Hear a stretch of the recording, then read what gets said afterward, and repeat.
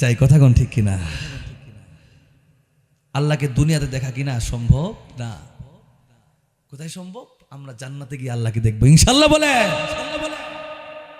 জান্নাতের সকল মানুষগুলো জান্নাতের নাজ নিয়ামতের মধ্যে তারা জান্নাতের নিয়ামতগুলো উপভোগ করতে থাকবে। এমন মুহূর্তে জান্নাতের মধ্যে একটা সালাম ভেসে আসবে, আসসালামু আলাইকুম ইয়া আহলাল জান্নাহ। আল্লাহু আকবার বলেন। জান্নাতের মানুষ ডানে তাকাবে, বামে তাকাবে, সামনে তাকাবে, পিছনে তাকাবে, উপর দিকে তাকাবে, তাকিয়ে দেখবে কই কাউরে তো দেখা যায় না, কে সালাম দিল? আল্লাহ রব্বুল আলামিন এবার তাদেরকে আবার ডাক দিয়ে বলবে, ও জান্নাতীরা রে, তোমাদেরকে আর কেউ সালাম দেই নাই, বরং আমি আল্লাহ রব্বুল আলামিন তোমাদেরকে সালাম দিছি। সুবহানাল্লাহ। আল্লাহ রব্বুল আলামিন বলবেন, ও জান্নাতি মানুষ, হাল ওয়াজাদতুম মা ওয়া'আদা রাব্বুকুম হাক্কান। ও জান্নাতি মানুষরা রে, তোমরা কি জান্নাতের সকল নিয়ামতগুলো পাইছো? তোমাদের রব তোমাদেরকে যে ওয়াদা করেছিল, যে নিয়ামতের ওয়াদা করেছিল, সব তোমরা পাইছনি? আল্লাহর এই প্রশ্নের উত্তরে দুই ভাগে বিভক্ত হয়ে যাবে। একদল লোক বলবে, আল্লাহ আপনি আমাদেরকে যা যা ওয়াদা দিয়েছিলেন সবগুলো আমরা পাইছি, সুবহানাল্লাহ। কিন্তু আরেক দল হবে উলামায়ে কেরামের দল, তারা বলবে, আল্লাহ না না, এখনো তো আমরা সব পাই নাই। সুবহানাল্লাহ পড়েন। উলামায়ে কেরামের দল বলবে, আল্লাহ না না, এখনো আমরা সব কিছু পাই নাই। আল্লাহ বলবেন, কি ব্যাপার? জান্নাতের একদল বলতেছে সব পাইছো, আরেক দল বলতেছে এখনো পাও নাই। এই তোমরা কি পাও নাই বলো? উলামায়ে কেরামের দল বলবে, আল্লাহ দুনিয়ার জীবনে আমরা আলেমদের মুখে শুনেছি, আল্লাহর পয়গম্বর হাদিস আমরা পড়েছি, পড়াইছি, আন্নান নাস ক্বালু ইয়া রাসূলুল্লাহ। সাহাবায়ে কেরাম আল্লাহর পয়গম্বরকে জিজ্ঞাসা করলেন, ইয়া রাসূলুল্লাহ, ইয়া হাবিবাল্লাহ, ও আল্লাহর নবী, হাল নারা রাব্বানা ইয়াউমাল কিয়ামা, ও আল্লাহর নবী, আমরা কি আমাদের রবকে কিয়ামতের ময়দানে দেখতে পাবো নাকি? ইয়া রাসূলুল্লাহ, ইয়া হাবিবাল্লাহ, জানতে চাই গো নবীজি, আমরা কি আমাদের আল্লাহকে দেখতে পাবো কিনা? আমরা কি আমাদের রবকে দেখতে পাবো কিনা? আল্লাহর পয়গম্বর সাহাবায়ে কেরামকে বললেন, ও সাহাবীরা শুনো,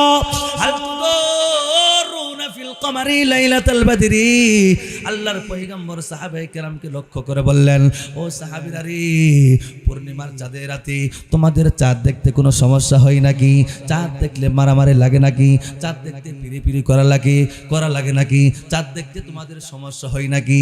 সাহাবায়ে কেরাম বলেন, না ইয়া রাসূলুল্লাহ, চাঁদ দেখতে আমাদের কোনো সমস্যা হয় না। আল্লাহর পয়গম্বর আবার বললেন, ফাহাল তুদুরুনা ফিশ শামসি লাইসা দুনাহা সাহাবুন। আল্লাহর পয়গম্বর সাহাবায়ে কেরামকে বললেন, ও সাহাবীরা, আসমানে যখন পূর্ব দিগন্ত থেকে যখন সূর্যটা উদিত হয়, আসমানটা এত সুন্দর পরিষ্কার পরিচ্ছন্ন, আসমানের মধ্যে কোনো মেঘমালা নাই, এমন স্বচ্ছ পরিষ্কার আকাশের মধ্যে আসমানের সূর্য দেখতে তোমাদের কোনো সমস্যা হয় নাকি? আপনাদের কোনো সমস্যা হয় কি? আল্লাহর পয়গম্বর সাহাবায়ে কেরামকে বললেন, সাহাবীরা রে, বলো দেখি, পূর্ণিমার চাঁদের রাতে আসমানের চাঁদ দেখতে তোমাদের কোনো সমস্যা হয় নাকি? সাহাবায়ে কেরাম বললেন, না ইয়া রাসূলুল্লাহ, পূর্ণিমার চাঁদের রাতে আমাদের চাঁদ দেখতে কোনো সমস্যা হয় না। আল্লাহর পয়গম্বর আবার জিজ্ঞাসা করলেন, আসমানের মধ্যে কোনো মেঘমালা নাই, আসমানের মধ্যে কোনো ময়লা নাই, আসমানের মধ্যে কোনো ধোঁয়া নাই, এমন পরিষ্কার পরিচ্ছন্ন স্বচ্ছ আসমানের সূর্য দেখতে তোমাদের কোনো সমস্যা হয় নাকি? সাহাবায়ে কেরাম বলেন, না ইয়া রাসূলুল্লাহ, ওই সূর্য দেখতে আমাদের কোনো সমস্যা হয় না, পারাপারিও লাগে না, মারামারিও লাগে না। আল্লাহর পয়গম্বর বলেন, ফাইন্নাকুম তারাউনাহু কাযালিকা। আল্লাহর পয়গম্বর বলেন, তোমাদের চাঁদ দেখতে যেমন কোনো সমস্যা হয় না, সূর্য দেখতে যেমন কোনো সমস্যা হয় না, তোমরাও তোমাদের রব আল্লাহকে দেখবা, কোনো সমস্যা হবে না। সুবহানাল্লাহ। প্রিয় ভাইরা আমার, এবার উলামায়ে কেরাম বলবে, আল্লাহ আপনাকে তো এখনো দেখি নাই। ও গো মালিক আল্লাহ, দুনিয়া থাকা অবস্থায় আপনাকে না দেখে আপনার আনুগত্য করেছি, আপনাকে ভয় করেছি। আই মালিক, আমরা আপনাকে দেখতে চাই। আল্লাহ বলবেন, বান্দারে আমি যদি সরাসরি দেখা দেই তোমরা সহ্য করতে পারবে না, এজন্য তোমরা যেন সহ্য করতে পারো, এজন্য তোমাদেরকে আমি একটা মাঠের মধ্যে দাওয়াত দেই, একটা মাহফিলে দাওয়াত দেই। তোমরা সকল জান্নাতি ওই মাহফিলে যাবা, ওই মাঠে যাবা, আমি আল্লাহ রব্বুল আলামিন তোমাদের সামনে আমি হাজির হয়ে যাব। সুবহানাল্লাহ। জান্নাতি মানুষগুলো বলবে, আল্লাহ সেই কোন মাঠ, মাঠের নাম কি? আল্লাহ বলবেন, ওই মাঠের নাম হলো মাজিদ মাঠ। কি মাঠ বলেন? মাজিদ নামক মাঠে তোমরা যাইবা। আবার জান্নাতি মানুষগুলো প্রস্তুতি নেওয়া শুরু করবে সেই মাঠে যাওয়ার জন্য। আল্লাহ হুরগেলমানদেরকে বলবেন, ও হুরগেলমানের দল, মাজিদ নামক মাঠটা তোমরা সাজাইতে আরম্ভ করো। সুবহানাল্লাহ। মাঠটা সাজাবে, প্যান্ডেল সাজাবে, স্টেজ বানাবে। আল্লাহ বলবেন, 3টা সিট, 3টা চেয়ার, 3টা আসন স্পেশাল ভাবে বানাবা। একটা হলো বিশেষ অতিথির জন্য, আর একটা হলো প্রধান অতিথির জন্য, আর একটা হলো সভাপতির জন্য। সুবহানাল্লাহ। এবার হুরগেলমান গুলো জান্নাতের মধ্যে ওই মাজিদ নামক মাঠের মধ্যে স্টেজ বানাবে, জান্নাতের মধ্যে প্যান্ডেল সাজাবে, 3টে চেয়ার সেখানে রাখবে, স্টেজে সুন্দরভাবে রাখবে। এবার সকল জান্নাতীরা ওই জান্নাতের ওই মাহফিলের মধ্যে উপস্থিত হয়ে যাবে।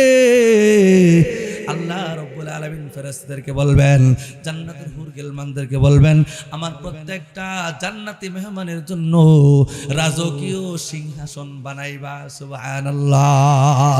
প্রিয় ভাইরা আমার, জান্নাতের সকল মানুষগুলো যখন ওই মাঠের মধ্যে যাবে রে, সকল মানুষগুলো ওই স্টেজের দিকে তাকাবে, তাকে দেখবে স্টেজের মধ্যে আল্লাহ রাব্বুল আলামিন আদম থেকে নিয়ে পয়গম্বর ঈসা পর্যন্ত যত পয়গম্বর প্রেরণ করেছিলেন, জান্নাতি মানুষ দেখবে সকল নবীগুলো ওই স্টেজের মধ্যে বসা। সুবহানাল্লাহ। সিট খালি আছে কয়টা বলেন? মনে আছে তো? কয়টা সিট খালি? 3টা খালি। জান্নাতি মানুষগুলো আশ্চর্য হয়ে যাবে, তারা তাকায় থাকবে, কি ব্যাপার 3টা সিট খালি, তাহলে 3 জন ব্যক্তি এখনো আছে। কানাঘুষা করবে, এই কে বসবে এখানে? জান্নাতি মানুষগুলো মনে মনে বলতে থাকবে, কে জানে এখানে আসন গ্রহণ করে রে। ইতিমধ্যেই একটা ঘোষণা আসবে, এই মুহূর্তে তোমাদের সামনে বিশেষ অতিথি তার আসন গ্রহণ করবে। সুবহানাল্লাহ। জান্নাতের সকল মানুষগুলো তাকায় থাকবে, তাকিয়ে দেখবে বিশেষ অতিথির জায়গার মধ্যে আর কেউ আসন গ্রহণ করে না। পয়গম্বর দাউদ আলাইহিস সালাতু ওয়াস সালাম বিশেষ অতিথির আসনের মধ্যে আসন গ্রহণ করে নেয়। সুবহানাল্লাহ। দাউদ পয়গম্বরকে সকল মানুষ দেখতে থাকবে। এবার কিছুক্ষণ পর আবার ঘোষণা আসবে, এই মুহূর্তে তোমাদের সামনে আসন গ্রহণ করবে আর কেউ নয়। এই মুহূর্তে তোমাদের সামনে প্রধান অতিথি তার আসন গ্রহণ করবে। সকল মানুষগুলো প্রধান অতিথির আসনের দিকে তাকায় থাকবে। তারা দেখবে প্রধান অতিথির জায়গার মধ্যে, আসনের মধ্যে আর কেউ আসন গ্রহণ করে না। ওই আসনের মধ্যে আসন গ্রহণ করবে আমার আপনার নবী, বিশ্ব নবী, মায়ার নবী, রহমাতুল লিল আলামিন নবী মুহাম্মদুর রাসূলুল্লাহ। সুবহানাল্লাহ। প্রিয় ভাইরা আমার, আমার আপনার নবী, বিশ্ব নবী, সরকারে দু আলম নবী যখন ওই আসনের মধ্যে আসন গ্রহণ করবে, জান্নাতের সকল মানুষগুলো অপলক দৃষ্টি দিয়ে তাকায় থাকবে। আর এত সুন্দর মায়ার নবী, এত সুন্দর চেহারাওয়ালা নবী, এত সুন্দর মায়ার চেহারার মধ্যে তায়েববাসী কেমনে আঘাত করেছিল, তায়েববাসী কিভাবে বিশ্ব নবীর এত সুন্দর চেহারার মধ্যে আঘাত করেছিল রে। তায়েববাসীকে আমার নবীকে চিনে নাই, উহুদবাসীর আমার পয়গম্বরকে তার চেহারার মধ্যে কি করে আঘাত করেছে। ভাইরা আমার, সকল মানুষগুলো বিশ্ব নবীর চেহারা দিকে তাকায় থাকবে। ইতিমধ্যে ঘোষণা আসবে, এই মুহূর্তে তোমাদের সামনে আসন গ্রহণ করবে আজকের মাহফিলের সভাপতি সাহেব। সুবহানাল্লাহ। প্রিয় ভাইরা আমার, সভাপতির আসনের দিকে সবাই তাকায় থাকবে। ওই সভাপতির আসনে অন্য কেউ আসন গ্রহণ করবে না, স্বয়ং আল্লাহ রব্বুল আলামিন ওই সভাপতির আসনে আল্লাহ আসন গ্রহণ করবেন। সুবহানাল্লাহ। আল্লাহ রব্বুল আলামিন যখন আসন গ্রহণ করবে, আরে জান্নাতের মানুষগুলো একদিন নয়, 2 দিন নয়, টানা 40 বছর পর্যন্ত আল্লাহকে দেখতে থাকবে। সুবহানাল্লাহ। 40 বছর যখন শেষ হয়ে যাবে, আল্লাহ বলবেন, ও জান্নাতীরা, তোমাদের চোখের দৃষ্টি নিচের দিকে নামাও, তোমাদের চোখের দৃষ্টি নিচের দিকে ফেরাও। হাল মিন মাজিদ, ও জান্নাতীরা, আরো কোনো নিয়ামত চাও নাকি? জান্নাতের মানুষগুলো বলবে, আল্লাহ, ওগো মালিক, এত নিয়ামত তুমি আমাদেরকে দান করেছো, এর চেয়ে কি ভালো আরো নিয়ামত আছে নাকি? সুবহানাল্লাহ পড়েন। আল্লাহ বলেন, শুরুই তো হয় নাই। আল্লাহ কি বলবেন? আল্লাহ বলবেন, শুরুই তো হয় নাই। আল্লাহু আকবার। আল্লাহ রাব্বুল আলামিন বলবেন, ও জান্নাতি মানুষ, দুনিয়ায় যখন তোমরা মাহফিল করতা, মাহফিলের সূচনায় তোমরা হামদ বলতা, গজল গাইতা, কথা কোন ঠিক কিনা? আমাদের মাহফিল শুরু হওয়ার আগে হামদ গজল হয়েছে কি হয়েছে না? আল্লাহ বলেন, আজকে আমার মাহফিল সূচনা হওয়ার আগেও হামদ হবে, হামদে বারি হবে, হামদে বারি তাআলা হবে, গজল হবে। সুবহানাল্লাহ। আল্লাহ বলবেন, মিকাইল, আয় মিকাইল, আসো, তোমার সুন্দর কণ্ঠ দিয়ে আমার জান্নাতি মেহমানদেরকে তুমি হামদে বারি তাআলা শুনিয়ে দাও। সুবহানাল্লাহ। মিকাইল আলাইহিস সালাতু ওয়াস সালাম তার সুন্দর কণ্ঠ দিয়ে তিনি হামদে বারি তাআলা আমাদেরকে শোনাবেন। এত সুন্দর কণ্ঠ রে, পৃথিবীর মানুষ এত সুন্দর কণ্ঠ কখনো কোনোদিন শুনে নাই। সুবহানাল্লাহ। এবার মিকাইল আলাইহিস সালাতু ওয়াস সালাম হামদ বলা শেষ হয়ে যাবে, আল্লাহ রাব্বুল আলামিন পয়গম্বর দাউদ আলাইহিস সালাতু ওয়াস সালামকে ডাক দিবে। বিশেষ অতিথির নাম কি বলেন? দাউদ আলাইহিস সালাতু ওয়াস সালাম। দাউদ আলাইহিস সালাতু ওয়াস সালামকে ডাক দিয়ে বলবে, ও পয়গম্বর দাউদ রে, আমি তোমাকে যখন দুনিয়াতে প্রেরণ করেছিলাম, তোমাকে এত সুন্দর আমি একটা কণ্ঠ দিয়েছিলাম, তোমাকে এবং এত সুন্দর কণ্ঠ দিয়েছিলাম, এবং তোমার উপর আমি জাবর কিতাব নাজিল করেছিলাম। এই পয়গম্বর দাউদ, তুমি যখন দুনিয়ার জীবনে এই জাবর কিতাব তেলাওয়াত করতে রে,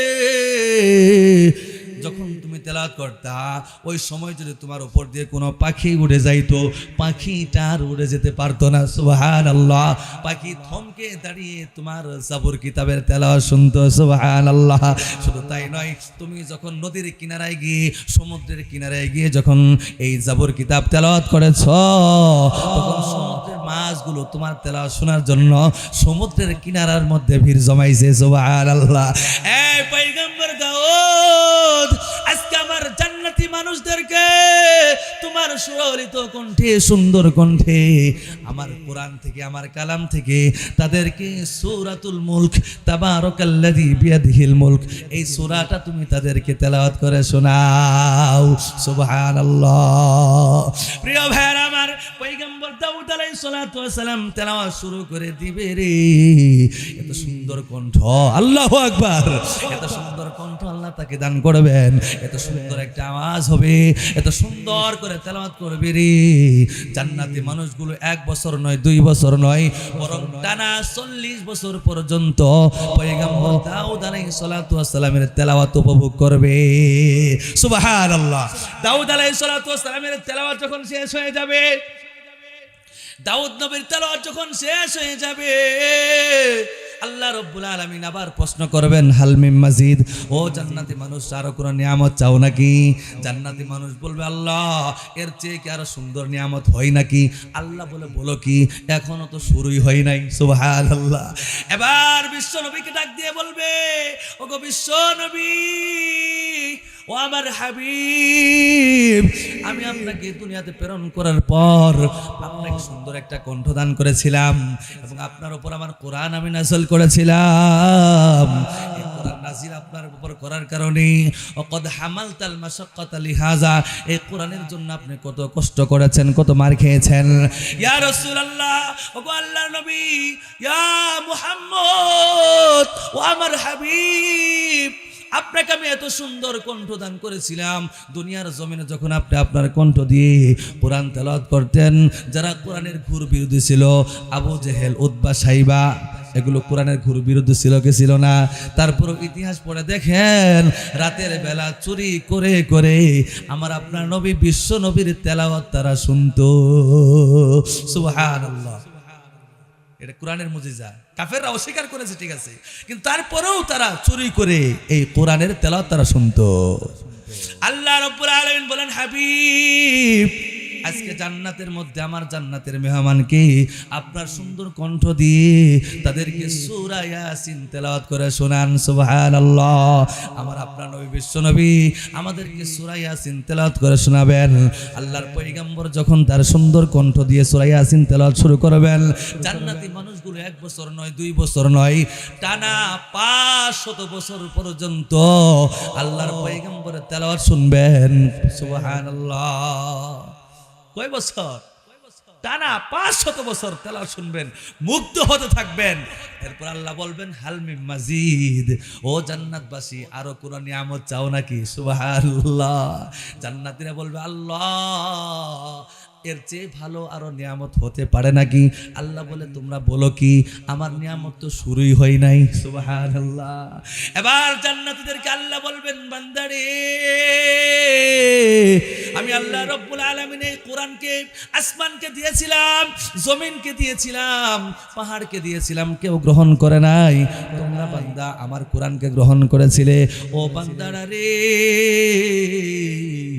আমি আজ আল্লাহ, আমি রব্বুল আলামিন তোমাদেরকে আমার কালাম তেলাওয়াত করে শোনাবো।